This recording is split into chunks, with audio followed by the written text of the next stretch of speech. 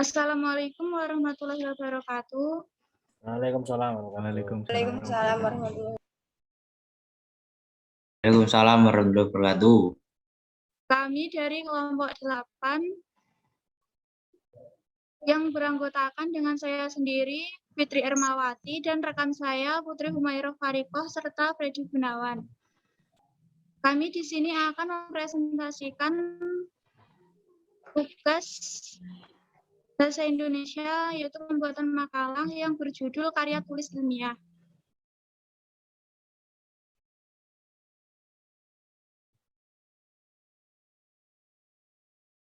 Definisi karya ilmiah.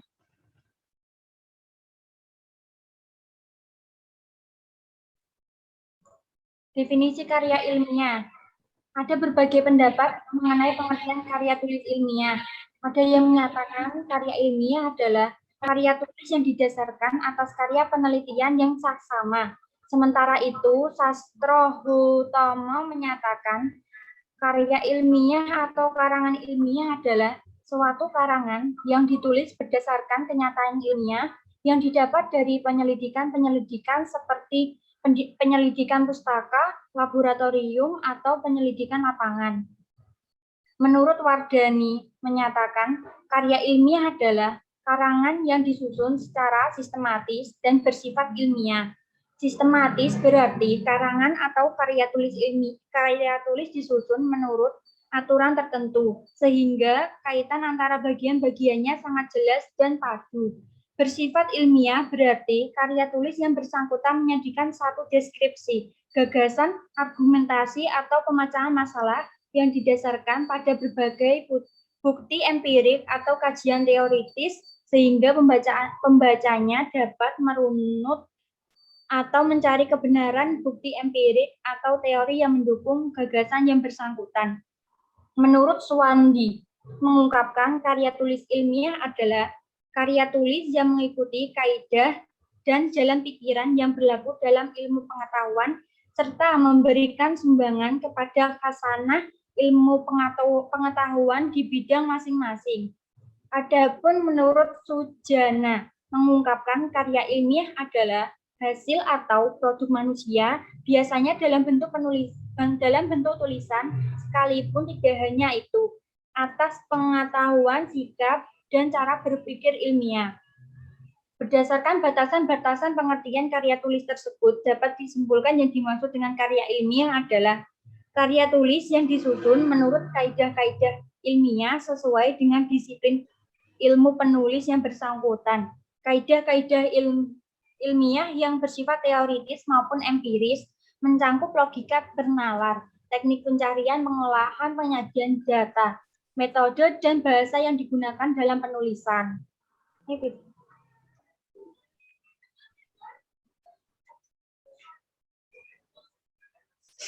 Ciri-ciri karya ilmiah.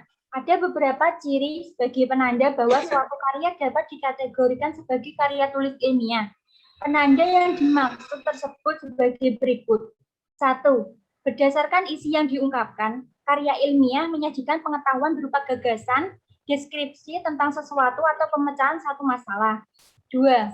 Pengetahuan yang disajikan berpijak pada fakta atau data, kajian empirik, atau teori-teori yang telah diakui kebenarannya. 3. Karya ilmiah mengungkapkan kebenaran objektif, bukan kebenaran normatif. 4. Dalam menulis karya ilmiah, dilandasi sikap kejujuran. 5. Bahasa yang digunakan ialah bahasa baku dan banyak mengandung istilah teknis dan istilah-istilah yang bersifat denotatif. 6. Sistematika penulisan mengikuti cara tertentu, yakni sesuai dengan selingkung disiplin ilmu penulisnya. Fungsi karya ilmiah. Karya ilmiah pada prinsipnya mempunyai fungsi sebagai sarana untuk mengembangkan ilmu pengetahuan, teknologi, dan seni. Karya ilmiah jika dikaitkan dengan hakikat ilmu, menurut Wiloka dan Diana, mempunyai 3 fungsi sebagai berikut. 1. Memberikan penjelasan, explanation, yakni karya ilmiah dapat menjelaskan suatu hal yang sebelumnya tidak diketahui, tidak jelas, dan tidak pasti sebaliknya.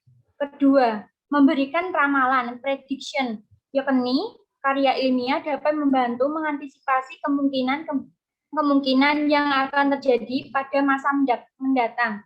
3. Memberikan kontrol, yakni karya ilmiah dapat untuk mengontrol, mengawasi, dan mengoreksi benar tidaknya suatu pernyataan. Karya ilmiah secara umum juga mempunyai fungsi. 1. Sebagai rujukan atau referensi dalam mempersiapkan karya tulis atau kegiatan ilmiah seperti seminar, penelitian, diskusi, panel. 2.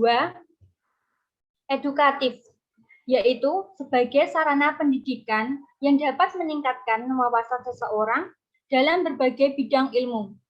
Ketiga, menyebarluaskan perkembangan ilmu kepada masyarakat luas atau kelompok masyarakat tertentu sesuai dengan disiplin ilmu karya ilmiah yang ditulis. Pada tataran butir ketiga, ini karya ilmiah mempunyai fungsi diseminatif. Tujuan penulisan karya ilmiah. Penulisan karya ilmiah mempunyai berbagai tujuan, berpijak pada Dwi Loka dan Riana, Mulyati, dan Wardani. Dapat ditarik simpulan tujuan karya ilmiah sebagai berikut. 1. Memberikan penjelasan, memerikan. 2. Memberikan komentar dan atau penilaian. 3. Memberikan saran dan usulan. 4. Memberikan sanggahan dan penolakan. 5. Membuktikan hipotesis. 6. Membuat suatu rancangan. Karya ilmiah mempunyai manfaat besar bagi penulis maupun masyarakat luas. Manfaat yang dapat diperoleh dalam penulisan karya ilmiah sebagai seorang penulis sebagai berikut. 1.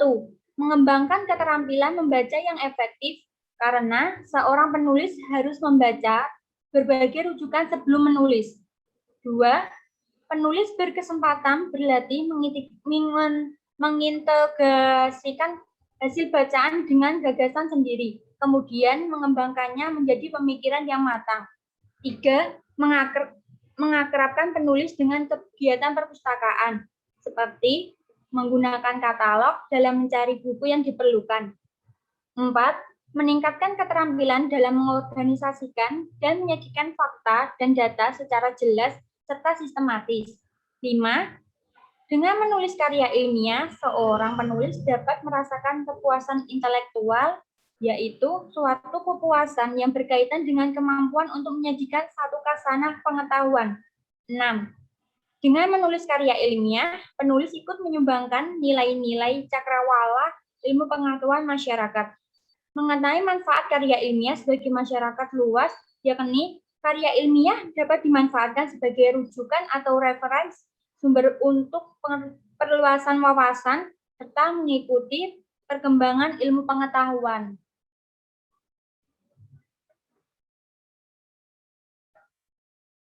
Jenis karya ilmiah. Apabila kita membaca karya ilmiah, ternyata menemukan berbagai ragam isi dan bentuk berbeda-beda. Hal ini bahwa ada berbagai jenis karya ilmiah sesuai dengan tindakan masing-masing. Adapun jenis-jenis karya ilmiah yang paling umum kita temui dalam kehidupan akademik mencakupi 1. Laporan. 2. Kertas kerja atau makalah. 3. Skripsi. 4. Tesis. 5. Disertasi, dan 6. Buku teks atau textbook. 1. Laporan.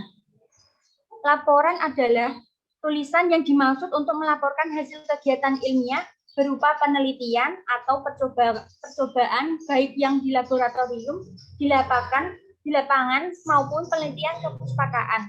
Oleh sebab itu, istilah laporan diberikan istilah secara operasional sesuai dengan objek kajiannya. Apabila karya ilmiah yang bersangkutan dimaksudkan untuk melaporkan hasil penelitian atau praktik di laboratorium, maka karya tulisnya disebut laporan praktikum. Apabila tulisan merupakan hasil penelitian lapangan, maka disebut laporan praktik. Jika tulisan merupakan hasil dari kajian pustaka, tulisan yang bersangkutan disebut laporan buku.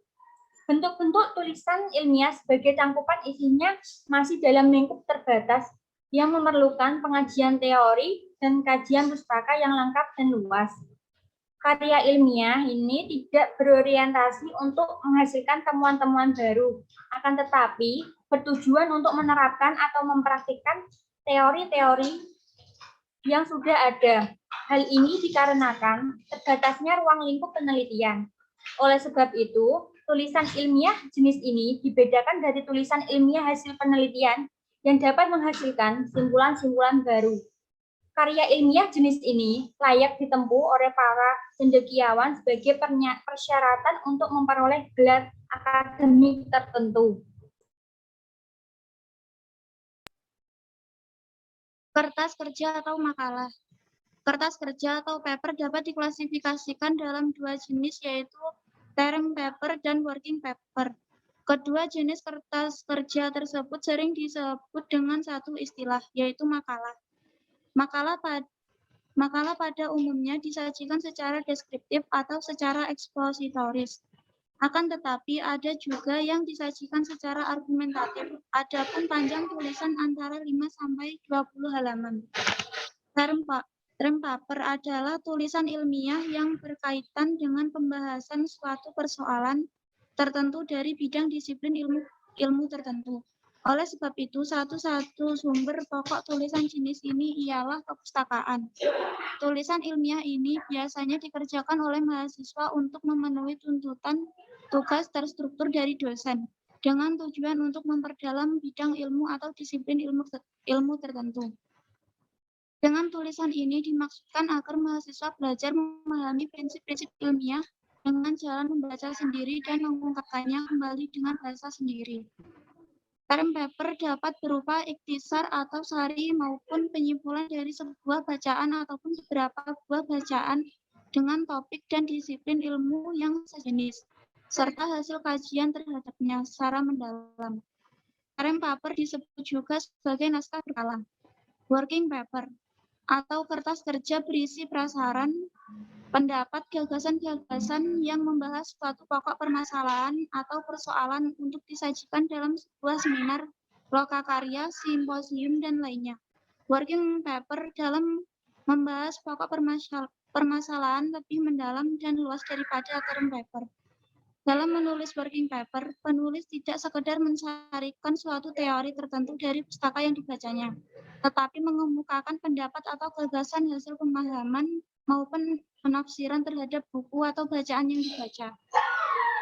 Skripsi.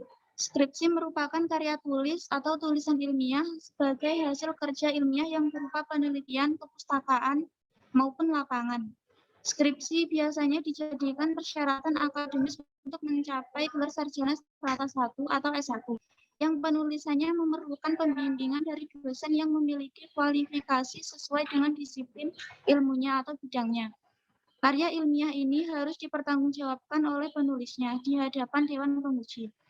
Skripsi merupakan laporan hasil penelitian dengan analisis yang mendalam dan diuraikan secara lengkap. Adapun panjang tulisan atau jumlah halaman skripsi tidak ada ketentuan pasti yang berlaku untuk semua perguruan tinggi. Akan tetapi pada umumnya minimal lebih kurang 50 halaman. Perihal batas jumlah halaman maksimalnya tergantung pada permasalahan yang diteliti. Tesis. Pada dasarnya karya ilmiah berbentuk tesis tidak jauh berbeda dengan skripsi. Perbedaan yang utama ialah terletak pada kedalaman dan ketajaman pengkajian serta kadar kompleksitas masalahnya. Masalah yang diajukan dalam tesis harus memperhatikan keaslian atau belum pernah diteliti oleh orang lain. Pengkajian dan pembahasannya dapat menggunakan teori-teori yang sudah ada. Teori-teori yang sudah dikemukakan oleh para pakar sesuai dengan bidang ilmu yang diteliti. Dapat dijadikan pijakan atau tumpuan untuk mengkaji atau menganalisis topik penelitian yang sedang dilakukan oleh peneliti. Tesis ditulis oleh mahasiswa strata 2 atau S2 sebagai persyaratan untuk memperoleh gelar magister. Disertasi. Disertasi merupakan karya ilmiah yang ditulis atau disusun oleh kepentingan menyelesaikan studi pada jenjang strata 3 atau doktor. Disertasi merupakan bentuk karya ilmiah yang memiliki derajat keilmiahan yang paling tinggi. Karya ilmiah berbentuk disertasi diharapkan menghasilkan teori. temuan atau model baru dalam bidang ilmu yang ditekuni oleh penulisnya. Disertasi merupakan laporan penelitian yang jauh lebih mendalam dan tajam daripada skripsi maupun tesis. Begitu juga permasalahan yang diangkat jauh lebih kompleks daripada permasalahan yang ada dalam skripsi maupun tesis. Penulisan disertasi disebut promovendus. Dalam pelaksanaan penulisan disertasi, promovendus dibimbingan oleh beberapa guru besar yaitu sebagai promotornya. Setelah disertasi tersusun, maka promovendur harus mempertahankan dan mempertanggungjawabkan disertasinya di hadapan Dewan Penguji. Textbook atau buku teks. Buku teks termasuk karya ilmiah yang bersumber pada kajian pustaka. Dalam buku teks memahami mengenai prinsip-prinsip atau hukum-hukum ilmiah yang diakui dan diterima secara umum. Buku teks juga merupakan paduan dari prinsip-prinsip ilmiah yang sudah berterima dengan hasil penemuan-penemuan penulis yang diakui dalam bidangnya. Buku teks ini pada umumnya disusun untuk kepentingan pendidikan dan pengajaran. Adapun pengenalan dan penanaman pengertian-pengertian ilmiah menjadi ciri ilmiah dari buku teks.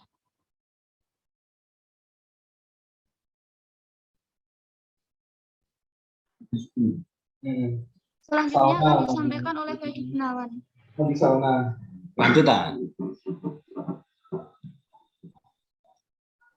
Artikel ilmiah. Artikel ilmiah adalah karya tulis lengkap yang mengandung fakta-fakta dan data-data terkait analisis, kesimpulan, dan saran-saran yang bersifat subjektif. Secara umum, artikel ilmiah adalah salah satu kerangka karya tulis bentuk esai atau esai yang lengkap berisi fakta-fakta dan data-data disertai analisis kritis dengan menampilkan argumentasi, opini, pendapat penulis, kesimpulan dan saran solusi tentang topik tertentu. Artikel ilmiah merupakan suatu hasil pemikiran suatu objek kajian pada pembaca melalui bahasa penulis dengan melalui sistematika dan kajian penulis ilmiah. Secara umum, artikel ilmiah adalah salah satu kerangka tulis isi yang bersifat fakta-fakta dan data-data terkait analisis kritis dengan menampilkan argumentasi, opini, pendapat penulis, kesimpulan, dan saran solusi tentang topik tertentu. Adapun ciri artikel ilmiah yaitu 1. Sintesa temuan-temuan tentang suatu topik dan pendapat penulis. 2. Pekerjaan yang memperlihatkan keaslian originality penulis. 3. Pengakuan pernyataan jawaban terhadap semua sumber yang digunakan. 4. Memperlihatkan bahwa penulis merupakan bagian salah satu komunitas akademis. Artikel ilmiah populer menurut Sue Sono 1984. Istilah tulisan ilmiah populer adalah sebuah tulisan yang bersifat ilmiah tetapi ditulis dengan cara penuturan yang sudah dimengerti. Istilah populer bahasa Latin populis itu merujuk pada pemaknaan suatu yang akrab, dikenal, disukai dan menyenangkan bagi populis rakyat, yakni suatu yang disukai banyak orang karena menarik dan mudah dipahami. Berdasarkan pendapat Suesono tersebut dapat ditarik suatu simpulan bahwa dalam tulisan selanjutnya disebut artikel ilmiah populer ada 2 hal yang harus diperhatikan, yakni isi dan cara atau teknik penyajian. Artikel ilmiah populer merupakan karya tulis yang isinya bersifat ilmiah, sedangkan penyajiannya dengan menggunakan cara populer, yaitu cara yang mudah dimengerti dan menggunakan cara mengerti dipahami oleh masyarakat umum. Oleh sebab itu, dapat dinyatakan bahwa artikel ilmiah populer adalah sebuah artikel atau tulisan yang isinya bersifat ilmiah dan disajikan, dikemas dengan gaya populer. Adapun yang dimaksud dengan gaya populer ini mencakup 2 hal, yaitu cara penulisan dan bahasa. Cara penulisan artikel ilmiah populer tidak mengikuti kaidah-kaidah atau tulisan ilmiah yang sangat baku dan ketat, seperti kaidah-kaidah penulisan makalah, skripsi, tesis, disertasi, dan jurnal ilmiah. Tetapi cara penulisan artikel ilmiah populer lebih sederhana dan mudah dipahami dan dimengerti oleh masyarakat umum. Mengenai pemakaian atau penggunaan bahasa dalam artikel ilmiah populer disesuaikan dengan perkembangan dan dinamika perbedaan kosakata dan istilah yang terjadi dan berlaku bagi masyarakat umum. Kosakata dan istilah-istilah yang berlaku terlalu teknis dan hanya berlaku di lingkungan atau komunitas akademis tertentu. Sebagaimana dalam bahasa artikel ilmiah tidak digunakan dalam penulisan artikel ilmiah populer karena menyulitkan pembaca dalam membaca dan memahami artikel yang bersangkutan. Meskipun demikian, dalam artikel ilmiah populer tetap diperbolehkan menggunakan kosakata istilah ilmiah yang bermakna khusus dengan ketentuan kosakata dan istilah yang bersangkutan tidak memiliki padanan atau istilah umum berlaku di masyarakat. Hal lain yang perlu diperhatikan, kosakata istilah khusus tersebut harus diberi penjelasan sehingga memudahkan pembaca di dalam memahami isi artikel yang bersangkutan. Berdasarkan esensi penulisan, perbedaan yang menonjol antara artikel ilmiah dan artikel ilmiah populer terletak pada penggunaan kata populer dan bahasa yang digunakan untuk menyajikan, mengemas isi artikel. Bahasa yang digunakan untuk menulis artikel ilmiah populer lebih cair, tidak kaku, enak dibaca, menarik, menyenangkan, dan mudah untuk dipahami. Adapun berdasarkan isi artikel ilmiah maupun artikel ilmiah populer berlandasan pada dua ciri, yaitu koejektifan pandangan dan kedalaman kupasan. Ciri keobjektifan ditunjukkan oleh satu, fakta empiris yang sudah teruji dan dapat diuji kebenarannya. Dua, tidak subjektif. Dan tiga, tidak mengandung unsur spekulatif dan bersifat situasional. Adapun ciri kedalaman ditandai: satu, diperhatikan kerja nalar bersifat analitis. Dua, maupun penjelasan mengapa dan bagaimana suatu disajikan itu terjadi. Dan tiga, bahasa tidak menyimpang atau melebar dari pokok tulisan atau topik tulisan.